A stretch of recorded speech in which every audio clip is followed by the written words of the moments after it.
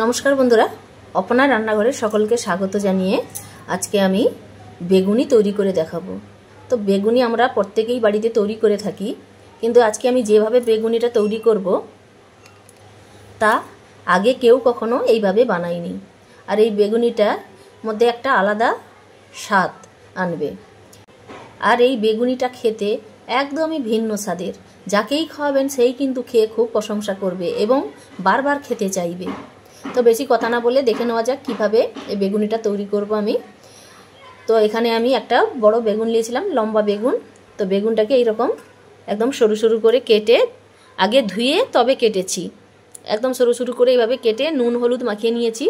তো এখানে নুন হলুদটা এই কারণে মাখিয়ে নিয়েছি কারণ এটা ভাজার সময় তেল খুবই কম শোষণ করবে। আর এদিকে আমার 350 গ্রাম মতো বেসন রয়েছে। তো বেসনটা আমি একটা ব্যাটার তৈরি করে নেব। तो तार जन्य प्रथमे आमी एर मध्य दिए देव हाफ चामच हलुदेर गुड़ो और देव 1 चामच कालो जिरे, हाफ चामच गोलमरिचेर गुड़ो। यदि झाल पसंद करें ताहले एर मध्य दीते हबे हाफ चामच लंकार गुड़ो और देव स्वाद मतो नून। एबार एर मध्य देव हाफ चामच पोस्त। पोस्तटा ऑप्शनल दितेও পারেন আবার নাও দিতে পারেন। এবার সবকিছু ভালো করে হাত দিয়ে প্রথমে মাখিয়ে নিতে হবে। তো সবকিছু ভালো করে মাখিয়ে নিয়েছি। এবার এই বেসনটাকে জলের পরিবর্তে দই দিয়ে আমি একটা ব্যাটার তৈরি করে নেব। তো আমি এখানে অল্প অল্প করে দই দিয়ে বেসনটা মাখিয়ে নেব। আর এইটাই হলো আমার বেগুনির একটা বিশেষ নতুনত্ব। তো এখানে আমি 3% মতন দই দিয়েছি আর 1% মতো জল দিয়ে তো ব্যাটারটা তৈরি করে নিয়েছি।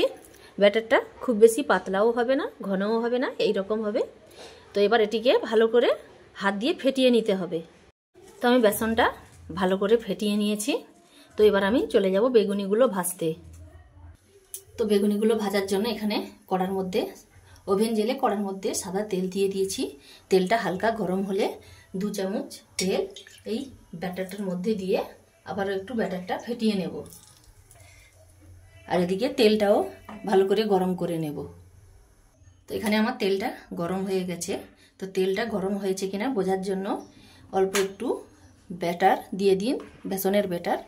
যদি তেলে ভেসে ওঠে তাহলে ভাববেন তেলটা গরম হয়ে গেছে। এবার গ্যাসের ফ্লেমটা লোতে রেখে বেগুনগুলো এইভাবে বেসনের মধ্যে এপিট উল্টে ব্যাটারটা ভালো করে মাখিয়ে তেলের মধ্যে ছেড়ে দিতে হবে। এইভাবে আরো দুটো দিয়ে দেব। তো এখানে আমি 3টা বেগুনি দিয়ে দিয়েছি। তো এবার গ্যাসের ফ্লেমটা বাড়িয়ে এগুলোকে লাল করে উল্টে পাল্টে ভেজে নিতে হবে। তো আমি 2 পিঠ এইভাবে লাল করে ভেজে নিয়েছি। এবার এটিকে তুলে নেব। আবারও একইভাবে গ্যাসের ফ্লেমটা লোতে রেখে বেগুনগুলো বেসনের মধ্যে ডুবিয়ে তেলের মধ্যে দিয়ে দিতে হবে।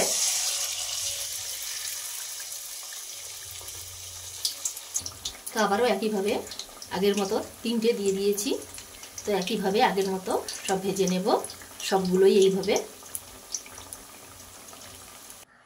তো বন্ধুরা এখানে আমার সমস্ত বেগুনি ভাজা হয়ে গেছে। আর এটিকে ভাজার সঙ্গে সঙ্গে ঢাকনা দিয়ে ঢাকিয়ে দেবেন না, তাহলে কিন্তু এটা নরম হয়ে যাবে। কিছুক্ষণ আলগা রেখে ঠান্ডা হওয়ার পর তারপর ঢাকনা দিয়ে ঢাকিয়ে রাখুন, না হলে কিন্তু মজমজে ভাবটা থাকবে না। আর এখানে আমি নুন হলুদ মাখিয়ে বেগুনটা ভেজেছিলাম বলে খুবই কম তেল লেগেছে। তো আপনারাও এইভাবে বাড়িতেই বানিয়ে ফেলুন আর কেমন হলো তা অবশ্যই কমেন্ট করে জানাবেন। তো এইরকমই সব রেসিপি পেতে আমার এই চ্যানেলটিকে ফলো সাবস্ক্রাইব করে পাশে থাকবেন। আজকে এই পর্যন্ত, পরের দিন আবার নতুন কোনো রেসিপি নিয়ে চলে আসবো। সকলে ভালো থাকবেন, ধন্যবাদ।